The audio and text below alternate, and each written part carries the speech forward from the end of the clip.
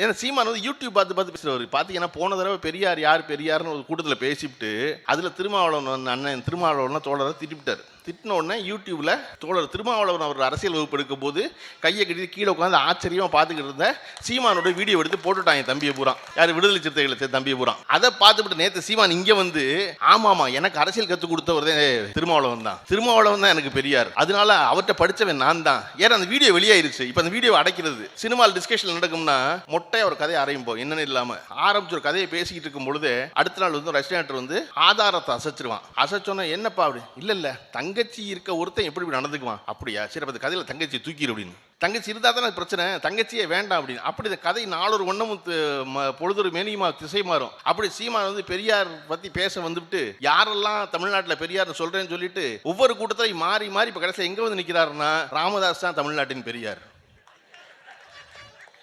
பெரியார்லாம் பெரியார் இல்லையா, ராமதாஸ் தான் பெரியார். ஐயோ ராமதாஸ் சொல்லிவிட்டமே விடுதலை சிறுத்தைகள் கட்சி கோச்சுக்கிட்டு என்ன பண்றது அப்படின்னா எங்க அண்ணன் திருமாவளவன் இன்னொரு பெரியார். இப்ப யாரு தன் வீட்டு கார் ஓட்டுநர் மட்டும் தான் அவர் பெரியார்னு சொல்லல, கடைசியில் சொல்லி முடிச்சிருவாரு. அவருக்கு என்ன புரியலன்னா நீ யாரையெல்லாம் பெரியார்னு சொல்றியோ அவர்களெல்லாம் பெரியார்னு சொன்னது பெரியாரை தான். மேடை மேலே ஏறி நண்பா நண்பின்னு கூப்பிடுறது இல்ல, ஒரு வாரம் பிராக்டிஸ் பண்றது இல்ல. நீ சும்மா மேடைக்கு கூப்பிட்டா பேசுவோம். நீங்க பாருங்க, நீங்க இந்த கட்சி ஒரு புது கட்சி தமிழக வெற்றி கழகம்னு பேர் வச்சுக்கிட்டு அந்த கட்சிக்குள்ள ஒவ்வொரு ஆளா வந்து அண்ணா திராவிட முன்னேற்ற கழகத்தில் கால்களை தேடிக்கொண்டிருந்தவர்கள், அவர்கள் தலைவர்களை தேடிக்கிறது இல்லை, கால்களை தேடிக்கிறது எல்லாரும் போய் சேர்றான். போய் சேர்ந்து 10 நாளா எல்லாரும் ஜனநாயகனுடைய ரிலீஸை பத்தி பேசிக்கிட்டு இருக்காங்க. அவ்வளவு பேர் ஜனநாயகன் ரிலீஸை. இன்னைக்கு அந்த சீட் நிர்மல் குமார் ஒருத்தர் அவர் சொல்றாரு படத்தை சென்சார் போர்டு பார்த்து 10 நாள் ஆச்சு, இன்னும் சென்சார் சர்டிபிகேட் கொடுக்கல. தளபதியை முடக்குவதற்கான எல்லா வேலையும் நடந்து விடுகிறது. சென்சார் போர்டு கொடுக்கறது சென்ட்ரல் கவர்மெண்ட். நீ அவசரத்துல திட்டம் சொல்லிவிட்டு பார்ட்னரை திட்டிக்கிட்டு இருக்கீங்க, பங்குதாரரை திட்டிக்கிட்டு இருக்கீங்க. அப்புறம் அவர் சொல்லணும் என்ன இல்லையா, இவர் எங்க இருந்து கிளம்பி வந்தவங்க, தபால் கார்டு விலையை குறைப்பேன்னு சொன்ன எம்ஜிஆர் இருந்து கிளம்பி வந்தவங்க இல்லையா. நம்ம வரலாறு ரொம்ப முக்கியம். தபால் கார்டை குறைக்கணும்னு சொன்னா மொத்த தமிழ்நாடு சிரிச்சு தபால் கார்டெல்லாம் நம்ம குறைக்க முடியாது, சென்ட்ரல் கவர்மெண்ட் குறைக்கணும்னு. ஓ அப்படி அது நமக்கு சம்பந்தம் இல்லையா அப்படின்ட்டு. அந்த மாதிரி இப்போ சென்சார் போர்டெலாம் தமிழ்நாடு கவர்மெண்ட் கொடுக்குறது இல்லைப்பா, சென்ட்ரல் கவர்மெண்ட் கொடுக்குறது. ஓ அப்படியா அப்படின்ட்டு இப்படி பேசாமல் இருக்கிறீங்களே. இவ்வளவு பேசுறீங்கல்ல 10 நாளாக நீங்க ஜனநாயகன் படத்தை பற்றி. உங்க கொள்கை தலைவர் யாருன்னா பெரியார். பெரியார் ஒருத்தர் வேண்டான்னு சொல்லுவார் ஒருத்தர், பெரியார் ஒருத்தர் சிறியார்னு ஒருத்தர் பேசுவார். அதை பற்றி ஒருத்தரும் பேச மாட்டாங்க. ஏன்னா அந்த கட்சியில் யாருக்குமே பெரியார் யாருன்னே தெரியாது.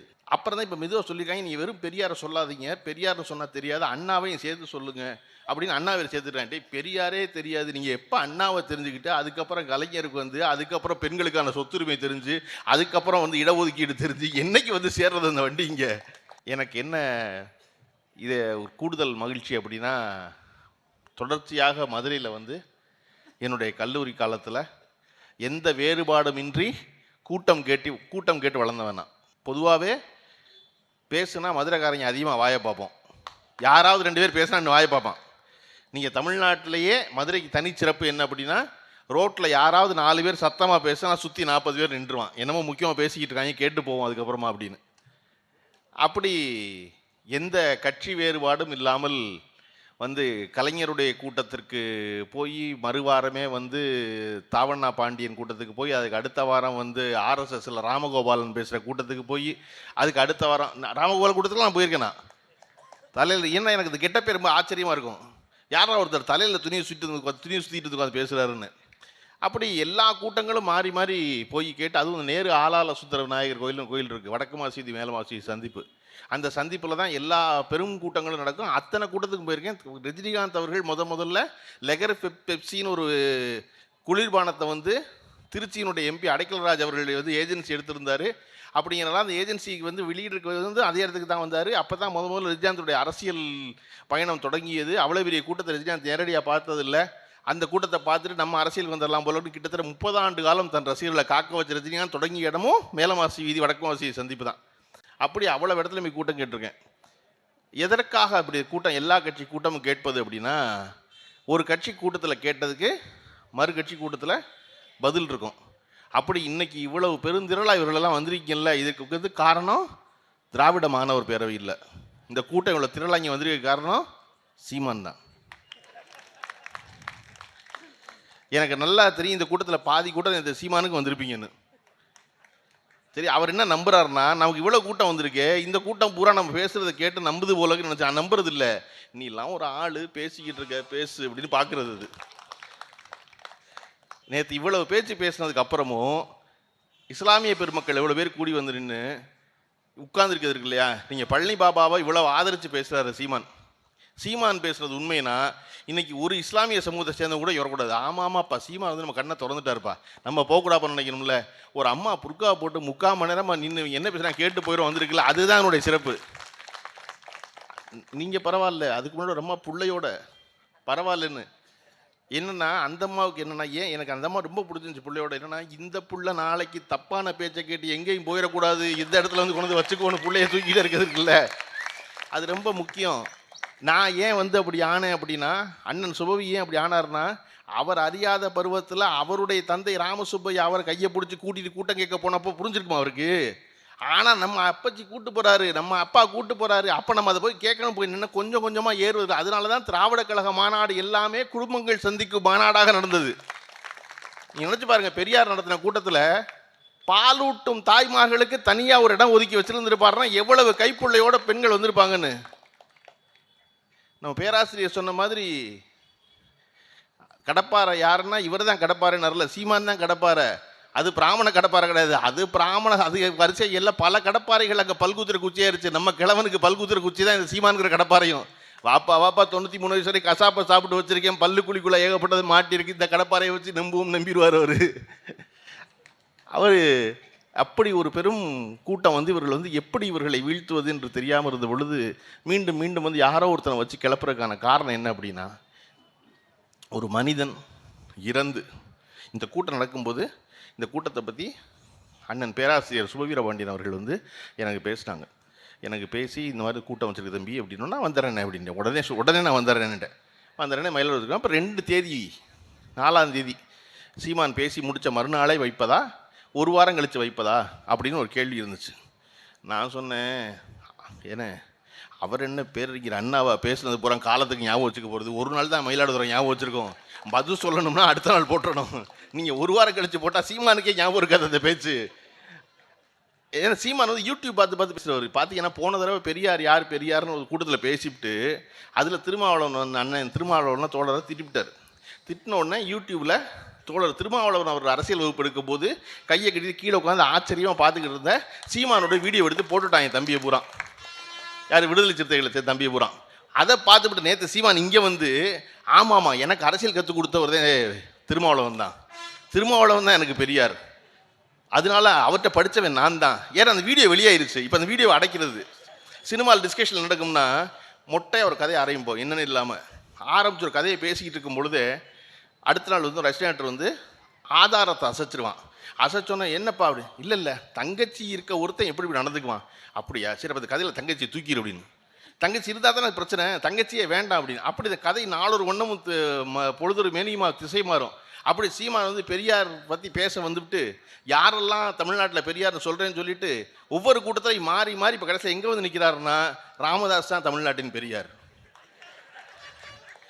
பெரியார்லாம் பெரியார் இல்லையா, ராமதாஸ் தான் பெரியார். ஐயோ ராமதாஸ் சொல்லிவிட்டோமே, விடுதலை சிறுத்தைகள் கட்சி கோச்சுக்கிட்டு என்ன பண்ணுறது அப்படின்னா எங்கள் அண்ணன் திருமாவளவன் இன்னொரு பெரியார். இப்போ யார் தன் வீட்டு கார் ஓட்டுநர் மட்டும்தான் அவர் பெரியார்னு சொல்லலை, கடைசியில் சொல்லி முடிச்சிருவார். அவருக்கு என்ன புரியலன்னா, நீ யாரையெல்லாம் பெரியார்னு சொல்றியோ அவர்களெல்லாம் பெரியார்னு சொன்னது பெரியாரை தான். எல்லாருமே பெரிய, இந்த மேல இருக்க எல்லாரும் பெரியார் தான். இந்த அண்ணன் பேச வந்தார். அண்ணன் சொன்னார், நான் பேச்சு கேட்கத்தான் வந்தேன்னாரு. நான் பேச வரல, பேச்சு கேட்கத்தான் வந்தேன்னாரு. நான் திமுகவை சேர்ந்தவன், எங்கள் ஊருக்கு வந்திருக்கீங்க நீங்கள், நான் பேச்சு கேட்க வந்தேன். இல்லை நீ வந்திருக்கீங்க மரியாதை கேட்டு பேசுங்க ஒரு 5 நிமிஷம் அப்படின்னா அந்த 5 நிமிஷத்துக்குள்ள பெரியாரை பற்றி இந்தியாவில் யாரெல்லாம் சொன்னான், விபி சிங் என்ன சொன்னார், இவர் என்ன சொன்னார், பீகாரில் என்ன சொன்னாங்க, நான் எதுக்கு இங்கே வந்திருக்கேன் அப்படிங்கிற இவர் சொன்னார். அப்போ இவ்வளவு தரவுகளோடு ஒருவர் இருக்கும் பொழுது இந்த ஊருக்குள்ளே வந்து நீங்கள் திராவிட கோட்டையை இடிக்க போகிறீங்க. விட்டுவார் அவர் மயிலாடுதுறையில், ஏய் வாப்பா யார் பாம்பார். இது பேச்சு ரெடி பண்ணுறது இல்லை, மேடை மேலே ஏறி நண்பா நண்பின்னு கூப்பிட்றது இல்லை, ஒரு வாரம் ப்ராக்டிஸ் பண்ணுறது இல்லை. நீ சும்மா மேடைக்கு கூப்பிட்டா பேச. நீங்கள் பாருங்கள், நீங்கள் இந்த கட்சி ஒரு புது கட்சி தமிழக வெற்றி கழகம்னு பேர் வச்சுக்கிட்டு அந்த கட்சிக்குள்ளே ஒவ்வொரு ஆளாக வந்து அண்ணா திராவிட முன்னேற்ற கழகத்தில் கால்களை தேடிக்கொண்டிருந்தவர்கள், அவர்கள் தலைவர்களை தேடிக்கிறது இல்லை, கால்களை தேடிக்கிறது எல்லாரும் போய் சேர்றான். போய் சேர்ந்து 10 நாளாக எல்லாரும் ஜனநாயகனுடைய ரிலீஸை பற்றி பேசிக்கிட்டு இருக்காங்க. அவ்வளோ பேர் ஜனநாயகன் ரிலீஸை. இன்றைக்கி அந்த நிர்மல்குமார் ஒருத்தர் இருக்கார், அவர் சொல்கிறார் படத்தை சென்சார் போர்டு பார்த்து 10 நாள் ஆச்சு, இன்னும் சென்சார் சர்டிஃபிகேட் கொடுக்கல. தளபதியை முடக்குவதற்கான எல்லா வேலையும் நடந்து கொண்டிருக்கிறது. சென்சார் போர்டு கொடுக்கறது சென்ட்ரல் கவர்மெண்ட். நீ அவசரத்தில் திட்டம்னு சொல்லிவிட்டு பார்ட்னரை திட்டிக்கிட்டு இருக்கீங்க, பங்குதாரரை திட்டிக்கிட்டு இருக்கீங்க. அப்புறம் அவர் சொல்லணும் என்ன இல்லையா, இவர் எங்கேருந்து கிளம்பி வந்தவங்க? தபால் கார்டு விலையை குறைப்பேன்னு சொன்ன எம்ஜிஆர்லேருந்து கிளம்பி வந்தவங்க இல்லையா? நம்ம வரலாறு ரொம்ப முக்கியம். தபால் கார்டை குறைக்கணும்னு சொன்னால் மொத்த தமிழ்நாடு சிரிச்சு தபால் கார்டெல்லாம் நம்ம குறைக்க முடியாது, சென்ட்ரல் கவர்மெண்ட் குறைக்கணும்னா, ஓ அப்படி அது நமக்கு சம்மந்தம் இல்லையா அப்படின்ட்டு. அந்த மாதிரி இப்போ சென்சார் போர்டெலாம் தமிழ்நாடு கவர்மெண்ட் கொடுக்குறது இல்லைப்பா, சென்ட்ரல் கவர்மெண்ட் கொடுக்குறது. ஓ அப்படியா அப்படின்ட்டு இப்படி பேசாமல் இருக்கிறீங்களே. இவ்வளவு பேசுகிறீங்கள 10 நாளாக நீங்கள் ஜனநாயகன் படத்தை பற்றி. உங்கள் கொள்கை தலைவர் யாருன்னா பெரியார். பெரியார் ஒருத்தர் வேண்டான்னு சொல்லுவார், ஒருத்தர் பெரியார் ஒருத்தர் சிறியார்னு ஒருத்தர் பேசுவார். அதை பற்றி ஒருத்தரும் பேச மாட்டாங்க. ஏன்னா அந்த கட்சியில் யாருக்குமே பெரியார் யாருன்னே தெரியாது.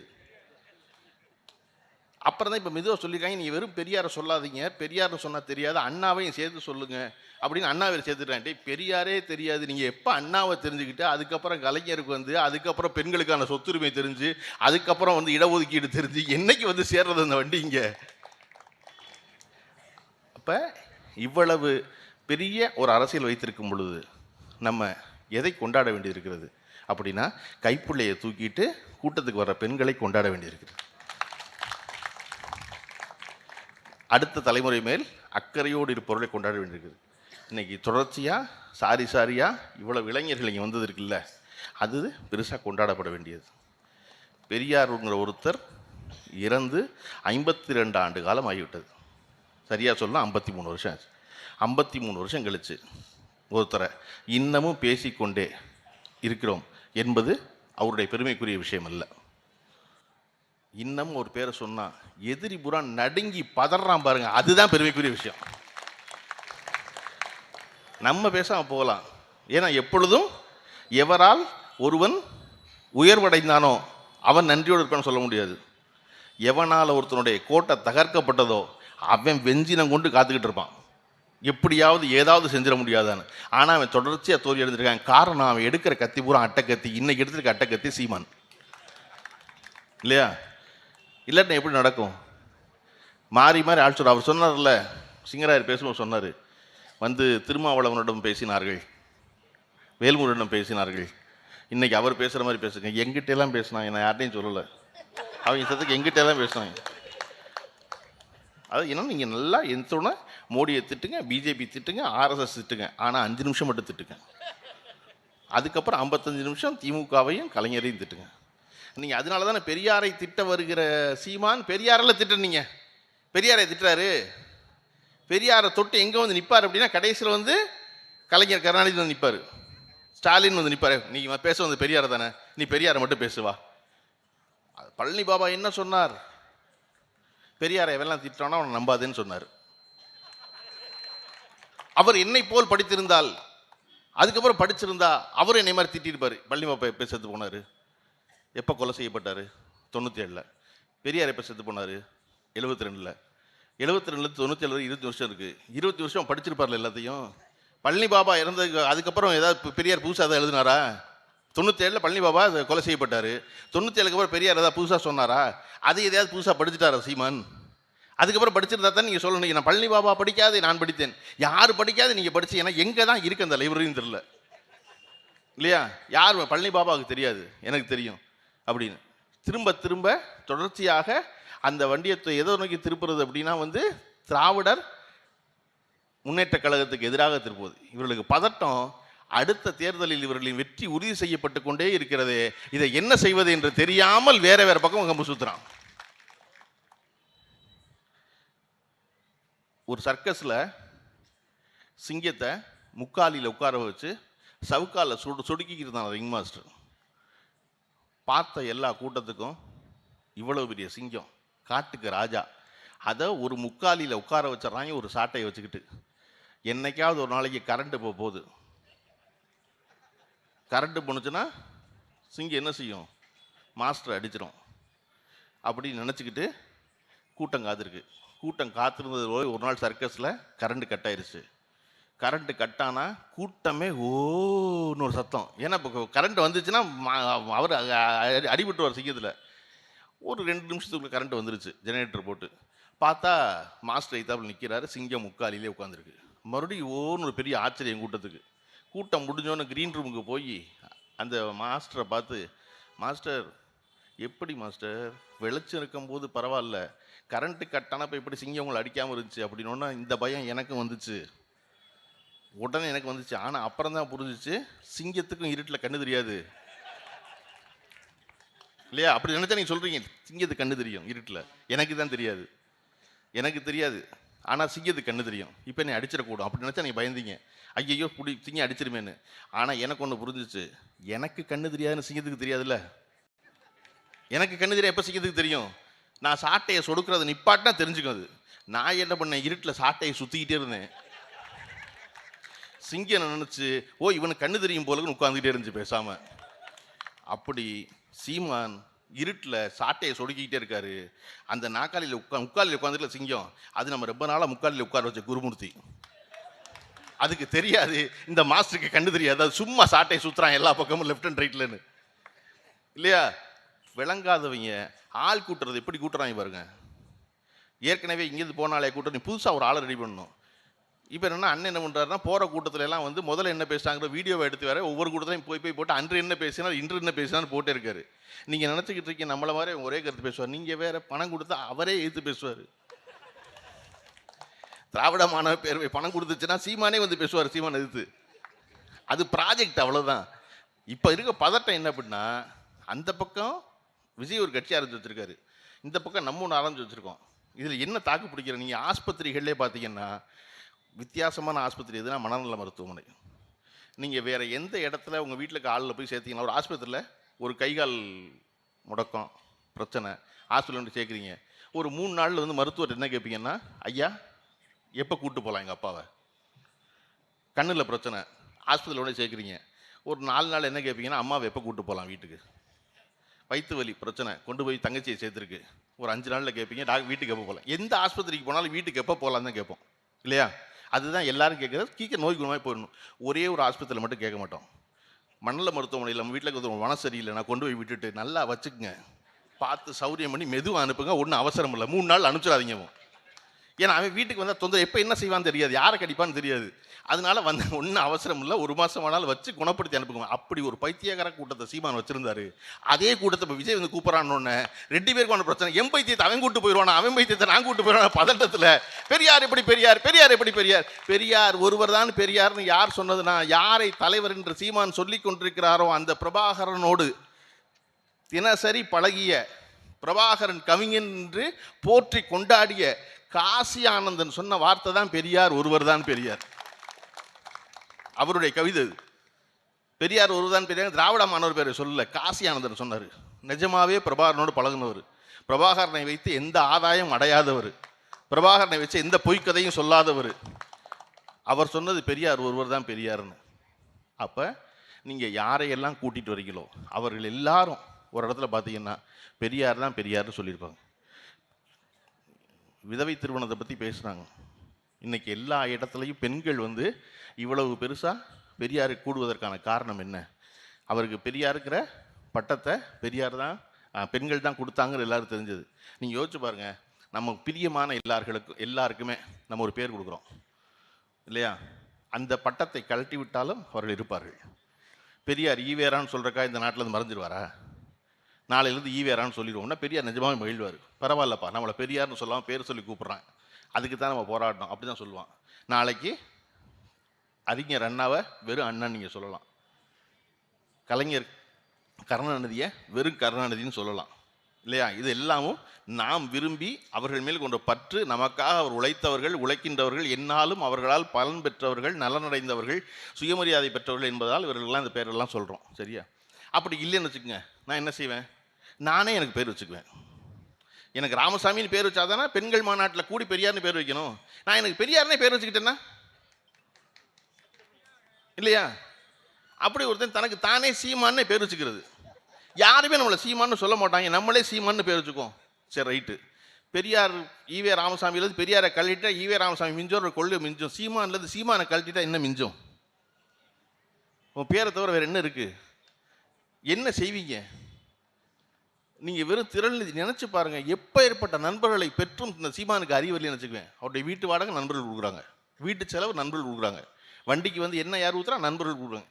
எதுவுமே கணக்கு கிடையாது. எதுக்காவது கணக்கு இருக்கா? நீங்கள் ஒரு பொது கட்சி நடத்துறீங்க, இல்லை கணக்கு இருக்கா? நீங்கள் வணங்காமுடின்னு ஒரு பேராசிரியர் இருக்கார், அண்ணனுக்கு ரொம்ப தெரிஞ்ச, அவர் எழுதின புத்தகம் ஒன்று இருக்கு பெரியாரை பற்றி, புரட்சி பேச்சாளர் பெரியார்னு. ஏன்னா பெரியாரை வந்து சிந்தனையாளர்னு புரட்சியாளர் சொல்லுவாங்க, பேச்சாளர்னு யாரும் சொல்ல மாட்டாங்க. அவர் ஒரு ஆய்வு கட்டுற புத்தகம் போட்டார், பெரியார் ஒரு சிறந்த பேச்சாளர்னு. அந்த புத்தகத்தினுடைய பின் இணைப்பில் பெரியாருக்கு யார் யாரெல்லாம் அவருக்கு பணம் கொடுத்தாங்க அப்படிங்கிறத பெரியார் திடல்னு லிஸ்ட்டு வாங்கி போட்டிருப்பாங்க. ஏன்னா பெரியார் நினச்சது, இது பொது பணம், நான் பொது வாழ்க்கைக்கு வந்துட்டேன், ஏன்னா எல்லா பணத்துக்கும் கணக்கு வச்சுக்கணும், அதை எல்லோரும் பார்ப்பது போல இருக்கணும்னு நினச்ச ஒரு நேர்மையாளன் தமிழ்நாட்டில் கடந்த 100 ஆண்டுகளில் யாரும் சந்திக்கவே இல்லை. திரு ஆர்.எம். வீரப்பனை வந்து எம்ஜிஆர் அவர்கள் கூப்பிட்டு பக்கத்திலே வச்சுருந்தாரு. எதுக்காக வச்சுருந்தாருன்னா, பெரியார் எவ்வளவு கடுமையான ஆள் பண விஷயத்துலன்னு தெரியும் எம்ஜிஆருக்கு. அந்த கடுமையான பெரியாரிடம் மிகச் சரியாக கணக்கு வைத்திருப்போம் என்று பாராட்டு பெற்றவர் வந்து ராமவீரப்பன். ஓ, பெரியாரே பாராட்டுற ராமவீரப்பனை, அப்போ நம்ம இந்த பணத்தை பூரா ராமவீரப்பன் தான் கொடுத்து வைக்கணும் பெரியார்கிட்ட சொல்லி கூட்டிகிட்டு வந்தார் ராமவீரப்பனை எம்ஜிஆர். அப்படி ஒரு ஸ்ட்ரிக்டான ஒரு ஆஃபீஸர் பெரியார். ஏன் அவ்வளோ ஸ்ட்ரிக்டாக இருந்தார் அப்படின்னா, அவருக்கு தெரியும் இந்த பணம் என்பது நம்ம ரொம்ப பத்திரமா வச்சுருந்தா தான் இந்த இயக்கத்தை வழிநடத்த முடியும், நம்ம கூட்டம் போட முடியும். நம்ம யார்கிட்ட போய் 10 காசுக்கு நன்கொடை கொடுங்கன்னு நின்றக்கூடாது. நம்ம பேர் வைக்க சொன்னால் காசு வாங்குவோம், ஃபோட்டோ எடுக்க சொன்னால் காசு வாங்க, எங்கிட்ட ஃபோட்டோ எடுக்க வர்றாங்க, காசு எடுப்போம். நீங்கள் பெரியார்ட்ட ஃபோட்டோ எடுக்க போனீங்கன்னா இன்றைக்கி மாதிரி செல்ஃபிலாம் எடுக்க முடியும். செல்ஃபி காலத்தில் பெரியார் இருந்தாருன்னா இன்றைக்கி பெரியார் தான் இந்த உலகத்தினுடைய மிகப்பெரிய கோடீஸ்வரன். யார் செல்ஃபி எடுத்தாலும் காசு கொடுத்துருவார். எதுக்கு சும்மா எடுக்கிற ஃபோட்டோவை, எனக்கு காசு கொடுப்பாரு. ஏன்னா அந்த காசை வாங்கி சிறுக சிறுக சிறுக சேர்த்த பணத்தில் தான் அந்த இயக்கம் நடந்துச்சு. அதில் தான் அநாத பிள்ளைகளுடைய பள்ளிக்கூடம் நடந்துச்சு, அதில் தான் பெண்கள் கல்லூரி நடந்துச்சு, அதில் தான் எல்லாரையும் எடுத்தெறிஞ்சு பேச முடிஞ்சு அவராலே. என்ன பேசுகிற நீ திரள் நிதியில் பொழைச்சவர் இல்லை அவர். இந்த மாதம் இவன் பணம் கொடுக்குறான்னா இவனுக்கு பேசுவோம், அடுத்த மாதம் பணம் கொடுத்து அவனுக்கு பேசுவோன்னு இருந்தவர் இல்லை அவர், இல்லையா? நீங்கள் நினச்சி பாருங்கள், ஒரு ஆதரவற்ற பிள்ளைகளுக்கு பள்ளிக்கூடம் நடத்துகிறாரு. அந்த பள்ளிக்கூடத்தில் கடவுள் வாழ்த்து பாடப்பட்டுச்சு. கடவுள் வாழ்த்து பாட்டப்ப திரு நேத்து சுந்தரவடிவேலு கல்வித்துறையினுடைய அதிகாரியாக இருந்தவர், அவர் கேட்குறாரு, ஐயா நம்ம நடத்துகிற பள்ளிக்கூடத்தில் கடவுள் வாழ்த்து பாடப்படுது. அறைக்குள்ளே உட்காந்துருக்காரு பெரியார். கடவுள் வாழ்த்து பாடப்படுது அப்படின்னு பெரியார் சொன்னார், ஆதரவற்ற பிள்ளைகளை ஒரு சாப்பாடு போட்டு பாடம் நடத்துகிறேங்கிறதுக்காக நான் ஏன் கொள்கையை அந்த புள்ள மண்டைக்குள்ளே திணிக்கக்கூடாது. மற்ற பிள்ளையெல்லாம் எப்படி வளருமோ அப்படியே வளரட்டும், அதுக்கு அறிவு வளரட்டும், அறிவு வளர்ந்து அதுவே தெரிஞ்சு நான் சொல்கிறது சரின்னு நினச்சா இந்த நாத்தியத்துக்கு வரட்டும், வரலைன்னா சாமி கும்பிட்டோம். அவர்தான் நீங்கள் பேசிக்கிட்டு இருக்கீங்க இல்லையா? எப்படி ஒரு மனுஷன் இருக்க முடியும்? பெண்கள் வந்து இந்த நாட்டில் இளம் விதவைகள் அவ்வளோ பேர் இருந்தாங்க. வயசான அம்மா சொன்னாங்க, நான் பெரியார் காலத்தில் பிறந்தேன், நல்ல வேலை அப்படி. நீங்கள் பாருங்கள், இன்றைக்கி நீங்கள் வெள்ளைப்புடவை கட்டின அம்மாவை தமிழ்நாட்டில் ரொம்ப அரிதுன்னு மரிதாக தான் பார்க்க முடியும். வயசான பாட்டியாக இருந்தால் கூட கலர் புடவை தான் கட்டுவோம். வீட்டில் பிள்ளைய சொல்லுவோம், அம்மா நீ என்னம்மா, எனக்கு அப்பா செத்து போனார், நான் சொல்கிறேன் பொட்டு வச்சுக்கோங்க, இல்லையா? இன்னமும் ஒரு படி முன்னே போய் இளம் அம்மாக்களாக இருந்து 40-45 வயசில் அம்மா அப்பா இறந்து போனால் பல வீட்டில் பிள்ளைய இன்றைக்கி வந்து தைரியமாக, அம்மா உனக்கு யாரை பிடிச்சிருக்கோ இன்னொரு கல்யாணம் பண்ணிக்கமான்னு சொல்கிற இடத்துக்கு கொண்டு வந்துருச்சு பொம்பளை பிள்ளைய. அதெல்லாம் ஒன்றும் இல்லைம்மா, அதெல்லாம் கிடையாது, நீ வாழ்க்கை இன்னொரு 45 வருஷம் இருக்குது, நீ தனியாக இருப்ப, உனக்கு ஒரு கம்பெனி வேணாமா, கூட ஒரு ஆள் வேணாமா அப்படின்னு. அப்போ அந்த இடத்துக்கு எங்கே கூண்டு வந்து சேர்த்தார் அப்படின்னா, நீங்கள் நினச்சி பாருங்க, 1920 எடுத்த கணக்கெடுப்பின்படி இந்தியாவில் இருந்த 1 வயதுக்கு உட்பட்ட பெண் குழந்தை விதவைகள் இருக்காங்க இல்லையா, திருமணமாகி கணவன் இறந்து போன பெண் பிள்ளைகள் 1920 1 வயசுக்கு கீழே இருந்தவங்க 497 பேர், 1 வயசுலேருந்து 2 வயசுக்குள்ளே இருந்தவங்க 494 பேர், 2 வயசுலேருந்து 3 வயசுக்குள்ளே இருந்தவங்க 1237 பேர், 3லேருந்து 4க்குள்ளே இருந்து 6707 பேர், 4லேருந்து 5 இருந்தவங்க 18,000 பேர், 5லேருந்து 6 இருந்தவங்க 80,000 பேர், 6லேருந்து 10க்குள்ளே இருந்தவங்க 1.5 லட்சம் பேர், 10லேருந்து 15க்குள்ளே இருந்தவங்க 1.25 கோடி பேர், 10லேருந்து 15 வயசுக்குள்ள மொத்த பேர் சேர்த்தோம்னா கிட்டத்தட்ட 2 கோடி பெண் குழந்தைகள் 15 வயது கீழே. அதில் 5 வயசு கீழே இந்த பிள்ளை இவ்வளோ பிள்ளைய. இது நம்முடைய கணக்கெடுப்பு. நீங்கள் சீமான் சொல்கிற மாதிரி இது வாட்ஸ்அப் ஃபார்வர்டு நினச்சிக்காங்க, கெசட்டில் இருக்குது கணக்கெடுப்பா. இவ்வளவு பிள்ளைய, பொம்பளை பிள்ளைய தன் வாழ்நாள் முழுமைக்கும் அவர் சொன்னது போல் வீட்டின் பின்னாடி மடி இது நார்ப்புடவை கட்டி தலையை மொட்டையடித்து வெளியே பின்னாடி இருக்கணும், சரியா? அதில் வந்து நம்ம ஆளுக்கு தான் இருக்கான்ல, நம்ம ஆளுக்கு வந்து என்ன, எப்பவுமே பிராமணன் என்ன செய்கிறானோ அதனுடைய மேன்மையான விஷயங்களை செய்யவே மாட்டான். அவன் செய்கிற கீழ்மையான விஷயங்களை பூரா செஞ்சு அவன் பிராமணன் நாங்கள் முயற்சி பண்ணுவான். அவன் வேல் குத்த மாட்டான், அது பதில் நம்மளும் குத்தக்கூடாதுன்னு இருக்க மாட்டான். ஆனால் அவன் வீட்டில் பொம்பளைக்கு மொட்டை அடித்தா இவனும் மொட்டை அடிப்பான், பின்னாடி போய் வரணும். அப்போ இவ்வளோ பேர் இருக்கும்போது பெரியாருக்கு என்ன நிகழுது? பெரியாருக்கு தன் குடும்பத்திலேயே நிகழுது. அவருடைய தங்கை பொண்ணுத்தாயினுடைய மகள் அம்மாயின் 9 வயசு பொண்ணு திருமணம் பண்ணி வைக்கிறாங்க. மாப்பிள்ளைக்கு வயசு 12. கால்ரா நோய் வந்து திருமணமாகி 1 வருஷத்தில் செத்து போயிடுறான் மாப்பிள்ளை பையன். பொண்ணுக்கு வயசு 10. வருஷம் 1909. அந்த பொண்ணு அழுதுகிட்டே இருக்கா. ஒரு 9 பொண்ணு இல்லை, அது குழந்தை. பார்த்த மாமன் பெரியாருக்கு ஈவே ராமசாமிக்கு மனசு தாங்கலை. 4 வருஷம் கழிச்சு பெண்ணு பூப்படைகிறா. அப்போ தான் பூப்படைகிறா அந்த பெண் அம்மாயி. அதுக்கப்புறம் பெரியாரிடம் வேலை செய்து கொண்டிருந்த பையன் மேலே அவளுக்கு பிடிச்சிருக்கு, அந்த பையனுக்கு பிடிச்சிருக்கு, திரும்ப தயாராகிறான். ஆனால் இதை செஞ்சு வைக்க முடியாது. ராமசாமி வீட்டில் உட்காந்துக்கிட்டு, அப்பா இருக்கார், அம்மா செல்லத்தாய் இருக்காங்க. என்ன செய்யறதுன்னு ஒரு கார்டியனை போட்டு சாமி கும்பிட போகிற மாதிரி ஈரோட்டிலேருந்து அம்மாயியை வந்து சிதம்பரத்துக்கு போயிட்டு வாங்கன்னு அனுப்புகிறாரு. இந்த பையன் இருக்கான் பாருங்க, இவனும் சிதம்பரத்துக்கு பின்னாடியே போனால் கண்டுபிடிச்சிருவாங்கன்ட்டு நீ அச்சகத்துக்கு பொருளெல்லாம் வாங்கணும்னு சொல்லி கையில் காசு கொடுத்து சென்னைக்கு போங்கிறாரு. வீட்டில் வந்து வேங்கடசாமி நாயக்கரும் பெரியாருடைய அம்மா செல்லத்தாய் என்ன நினச்சிக்கிட்டு இருக்காங்கன்னா, பையன் வந்துக்கிட்டு சென்னைக்கு போகிறான், அச்சகத்துக்கு பொருள் வாங்க, இவங்க எல்லாம் சாமி விட போகிறாங்கன்னு நினச்சிக்கிட்டு இருக்காங்க. இவன் பெரியார் இந்த பையன் கையில் காசு கொடுத்து நீ சென்னைக்கு போயிட்டு சென்னையிலேருந்து டிக்கெட் எடுத்து சிதம்பரத்துக்கு வந்துரு, அவங்க காத்துக்கிட்டு இருப்பாங்கன்னு சொல்லி தகவல் சொல்கிறாரு. இவர்கள் இருவருக்கும் திருமணம் சிதம்பரத்தில் நடக்குது. பெரியாருடைய தங்கை மகளுக்கு மறுமணம் நடக்குது. மறுமணம் சிதம்பரத்தில் நடக்குது. சிதம்பரத்தில் அந்த திருமணத்துக்கு வந்து தலைமை தாங்கினவர் வந்து காவல்துறை ஆய்வாளர் இன்ஸ்பெக்டருக்கு பெரியார் சொல்லிடுறாரு. அவர் போய் தலைமையாக இருக்கிறாரு. காவல்துறை ஆய்வாளர் வந்ததுனால சிதம்பரத்தின் பெரிய மனிதர்கள் எல்லோரும் வந்துடுறாங்க. திருமணம் முடியுது. முடிஞ்சு அனுப்பி வச்சா இப்போ பெரியார் மேலதாளம்லாம் செட் பண்ணுறாரு வீட்டில். ஈரோட்டில் கேட்குறாங்க, ஒரு விசேஷம் இல்லையே, நீ எங்கே மேலதாளம்லாம் எடுத்து எங்கே போகிற, ஒரு ஆள் இருக்கு, நான் கூட்டு வரேன் பாருங்கன்ட்டு நேராக ரயில்வே ஸ்டேஷனுக்கு வர்றாரு. ஈரோடு ரயில்வே ஸ்டேஷனுக்கு மாப்பிள்ளை பொண்ணு இறங்குது. கீழே இறங்குனா மேலதாளம்லாம் வச்சு 2 பேரையும் தூக்கி வச்சு வீட்டுக்கு கொண்டு வர்றாரு. வீடே அலறுது. ஆஹா, செய்யக்கூடாத காரியத்தை செஞ்சுட்டியே, இது மாதிரி புருஷன் செத்து போன ஒருத்திக்கு மறுமணம் பண்ணி வச்சுட்டியே, செய்யலாமா ராமசாமி, உன்னால் அந்த குடும்பத்துக்கே பெரிய கேடுன்னு அழுது புலம்புது அம்மா. இடிஞ்சு உட்கார்ந்துடுறார் அப்பா. ஈரோடு சாதி சங்கத்தில் எல்லா இடத்துலேருந்து பெரியாரை விளக்குறாங்க. குறிப்பாக பெரியாருடைய சொந்த சாதியில் பெரியாரை விளக்குறாங்க. யாரும் அண்ணன் தண்ணி புலவக்கூடாது, அவர்கிட்ட போகாதீங்கன்ட்டாங்க. அதை பற்றி கவலைப்படுறவர் அவர் பாட்டு பேசாமல் இருக்கார். பின்னாடி எப்போ பெரியாரை சேர்த்துக்கிறாங்க, பின்னாடி ஈரோட்டினுடைய நகரசபை தலைவராக பெரியார் தேர்ந்தெடுக்கப்படுகிறார். தேர்ந்தெடுக்கப்பட்ட எல்லோரும் போய் வாழ்த்து சொல்கிறாங்க. சொந்த சாதிக்காரன் ஏசா முழிச்சுக்கிறான். என்னடா நம்ம சாதியால் அவ்வளோ பேரும் பாராட்டுறான், நம்ம பாராட்டாமல் விட்டுற போடக்கூடாது அப்படி கிளம்பி நேரம் வந்து, என்ன இருந்தாலும் நீங்கள் வந்து சமூகத்தில் பல முக்கியமான காரியத்தை பண்ணி புரட்சியெல்லாம் செஞ்சு சரியாக வந்து அப்படின்னு உளறி கொட்டாங்க. சரி உட்காந்து காப்பியை குடிங்கிறாரு பெரியார். உட்காந்து காப்பியை குடிச்சிட்றாங்க. என்ன சொன்னாங்க, அவர் வந்தால் காப்பி கொடுக்கக்கூடாதுன்னு தீர்மானம் நிறைவேற்றினவங்க பூரா கிளம்பி வந்து பெரியார் வீட்டில் காப்பி குடித்தாங்க. அங்கே ஆரம்பித்தது இன்னைக்கு வந்து இங்கே உட்காந்துருக்க பெண்களுக்கு தெரியும். அதனால தான் அவங்க சிரிச்சுக்கிட்டே இருக்காங்க. நீங்கள் பெரியாரை பற்றி எவன் வேணாலும் பேசு, எங்களுக்கு தெரிய அவர் என்ன பண்ணியிருக்காரு இல்லையா.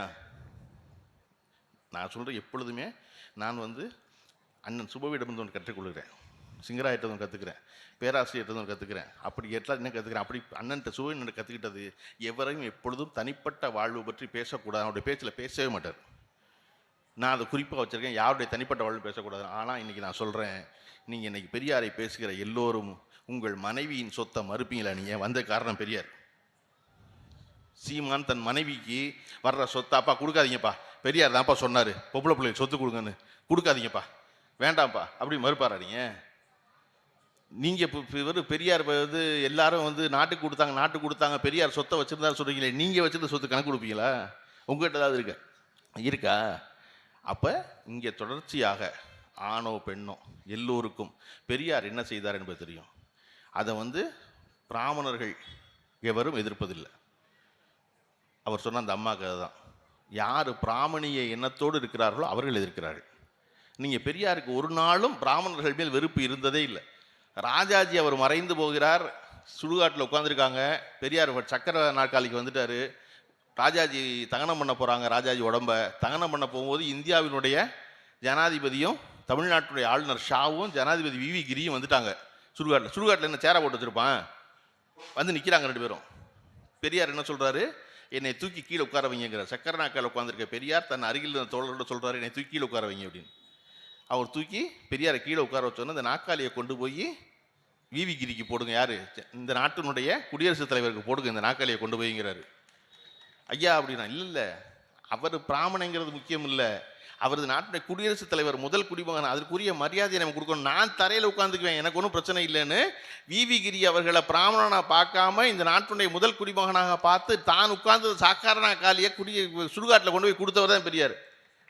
நீங்கள் அவரை திருப்பி வந்து பார்ப்பானுக்கு எதிரானவர். பார்ப்பான் யார் தெரியுமா? எல்லாரையும் சமமாக பார்ப்பான், அதனால அவன் பார்ப்பான். புது விளக்கம். இந்த ஏற்கனவே ஒரு விளக்கம் சொன்னார் திருக்குறளுக்கு. ஒரு கேடில் விழிச்செல்வம் கல்வி ஒருவருக்கு மாடல்ல மற்றையவை. அன்னைக்கே சொல்லியிருக்கான் எங்க அப்ப மாடுதான் செல்லும்னு. திருக்குறளுக்கு 8000 சொச்ச விளக்கு எழுதியிருக்காங்க. இந்த விளக்கத்தை நான் கேட்டதே இல்லையே. மாடுங்கிறது செல்லும்னு சொல்லிக்காரு வள்ளுவர்னு. அந்த மாதிரி என்னத்தையாவது வாய்க்கு வந்ததை பேசுவது என்பது இருக்கு இல்லையா? அவர்களுக்கு இருக்கிற தேர்தல் காலத்து பதட்டம் இது. அதுவும் நேற்று நம்முடைய முதல்வர்கள் அரசு ஊழியர்களுக்கு புதிய ஓய்வூதிய திட்டத்தை அறிவிச்சோன்ன அத்தனை பேர் என்ன செய்யறது தெரியாம பேசாம நிற்கிறாங்க. இப்போ இது என்ன தெரியுமா? இதை படிச்சு விளங்குறதுக்கே நல்லாகும். இது என்னன்னு நான் சொல்றேன். எப்படி தமிழ்நாட்டினுடைய திட்டங்களை நம்முடைய பக்கத்து மாநிலங்கள் எல்லாம் அவசரமாக எப்படி அவர்கள் பெயரில் எழுதி கொள்கிறார்களோ, நீங்க எப்பவுமே திராவிட முன்னேற்ற கழகத்துடைய திட்டங்கள் எல்லாத்தையும் பிற மாநிலங்கள் அப்படி எழுதிக்குவாங்க. அது இன்னைக்கும் பெண்களுக்கான உரிமை தொகைங்கிற வாக்குறுதி இல்லாமல் இந்தியாவில் எந்த மாநிலமும் தேர்தல் சந்திப்பதே இல்லை. பெண்களுக்கான பேருந்து பயணம் இலவசம் என்பதை சொல்லாமல் எந்த மாநிலமும் தேர்தல் சந்திப்பதில்லை. நம்ம முதல்ல சொன்ன பொழுது நம்மளோட திராவிட மாடல் அரசு முதல்ல வாக்குறுதியாக வழங்கப்பட்டது. அது எப்படி பெண்களை மொத்த பேரையும் அனுப்புவீங்க பஸ்ஸில் அப்படின்னு கேட்டவங்க இவங்க. அதை விட சிறப்பாக ஒரு கேள்வி கேட்டாங்க. பஸ்ஸில் தான் பயணத்துக்கு வந்து பணம் இல்லைல்ல, அந்த இதுக்கு ஏன் சீட்டு கொடுக்குறீங்க கையில் அப்படின்னு கேட்கும்போது நல்லா இருக்கா? ஆமாம் இல்லை, நான் 5 ரூபா கொடுத்தா எனக்கு டிக்கெட் கொடுக்கணும். கூட என் தங்கச்சி வர்றா, அவள் காசு கொடுக்கல, அவளுக்கு எதுக்கு டிக்கெட்டு? கட்டணம் இல்லா பயணம் சீட்டு கொடுக்குறாங்க, எதுக்கு? தேவையில்லைல்ல. எதுக்கு தேவைன்னா, அப்படி சீட்டு கொடுத்தாலும் எவ்வளவு சீட்டு போயிருக்குன்னு தெரியும், எவ்வளவு பெண்கள் பயன்பெற்றிருக்காங்கன்னு தெரியும், அதன் மூலமாக எத்தனை கோடி சேமிக்கப்பட்டது என்று தெரியும்.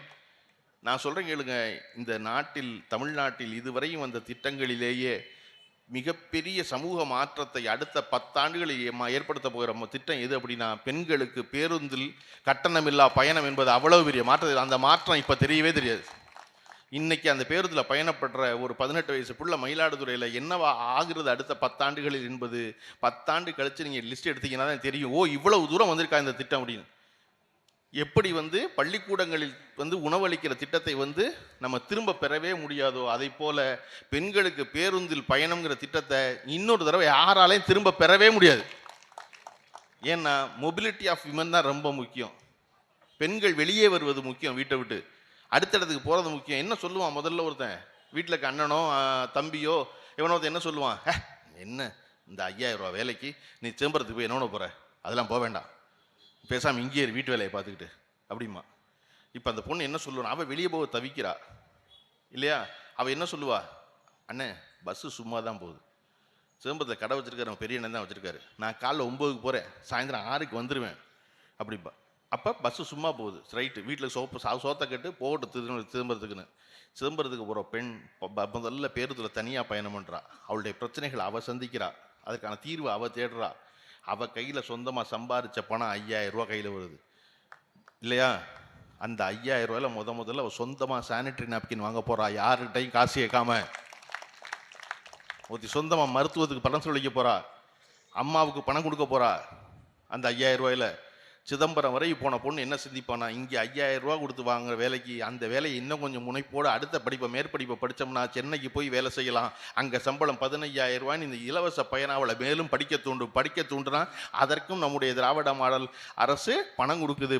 பணம் கொடுக்குறாங்க, 1000 ரூபா படி மேற்கொண்டு படித்தா சென்னைக்கு போகிற 15000 20,000 சம்பர்ப்பா. சென்னைக்கு போன பொண்ணு மும்பைக்கு போக முயற்சி பண்ணுவான், மும்பைக்கு போன பொண்ணு உலகம் பூரா சுற்றி வர முயற்சி பண்ணுவான். இதெல்லாம் எங்கே கிளம்புனுச்சுன்னா மயிலாடுதுறையிலேருந்து சிதம்பரத்துக்கு இலவச பேருந்து பயணத்தில் தொடங்குனுச்சுது. இது தெரிவதற்கு 20 ஆண்டு காலம் ஆகும், குறைஞ்சபட்சம் 10 ஆண்டு காலம் ஆகும். அப்போ அதை போல் இன்னைக்கு நம்ம கொடுத்துருக்க புதிய ஓய்வு திட்டம் இருக்குல்ல, அதை நீங்கள் பாருங்கள். அடுத்து வரப்போகிற எல்லா மாநில அரசாங்கங்களும் அவசரமாக எடுத்து அதை அப்படியே காப்பி பேஸ்ட் பண்ணி இதை அறிவிச்சிருவோம். அவ்வளோ பேரும் இன்னைக்கு காஷ்மீரில் வரவேற்றுட்டாங்க, அதை ரொம்ப மிகச்சிறந்த திட்டம் அதுன்னு. அப்போ இதெல்லாம் என்ன செய்யறது? இதுக்கெல்லாம் பதில் சொல்லணும்னா படிக்கணுமே, இதுக்கெல்லாம் பதில் சொல்லணும்னா அறிவு வேணுமேன்னு தெரியாமல் தான் பெரியார் தான் பெரியாரான்னு ஆரம்பிக்கிறது. நம்ம என்னென்னா வழக்கம் போல் போய் தம்பி சொன்ன மாதிரி தான், எங்களுக்கு என்டர்டெயின்மெண்ட்டே இந்த தேர்தலில் நீ தானே, நீ பாட்டு பேசுகிறது நிப்பாட்டிடாதே அப்படின்னாரு இல்லையா? அந்த மாதிரி என்டர்டெயின்மெண்ட்டுக்காக பார்த்துவிட்டு நம்ம எல்லாரும் நம்முடைய முதலமைச்சர் திரு ஸ்டாலின் அவர்கள் சொன்னதைப் போல வெல்வோம் 200, படைப்போம் வரலாறு என்பதை நோக்கி நகர்வோம் என்று சொல்லி வாய்ப்பு கொடுத்த அனைவருக்கும் நன்றி சொல்லி விடைபெறுகிறேன். நன்றி, வணக்கம்.